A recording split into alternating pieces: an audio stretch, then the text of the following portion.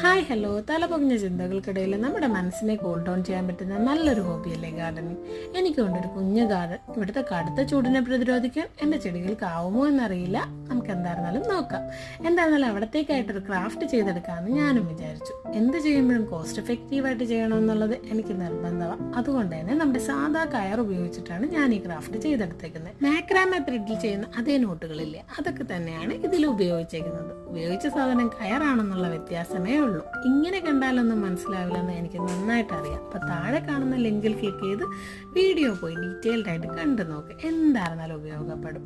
അപ്പൊ വീഡിയോ ഇഷ്ടപ്പെട്ടാൽ സപ്പോർട്ട് ചെയ്യാൻ മറക്കും. ഇതുപോലെ കയർ കൊണ്ടുണ്ടാക്കിയ മറ്റൊരു ഐറ്റവും കൂടി ആ വീഡിയോയിലുണ്ട്. അപ്പൊ കണ്ടു നോക്കിയിട്ട് അഭിപ്രായങ്ങളൊക്കെ കമന്റ്സിലൂടെ അറിയിക്കുക. സബ്സ്ക്രൈബ് ചെയ്യുന്ന കാര്യം മറക്കണ്ട കേട്ടോ.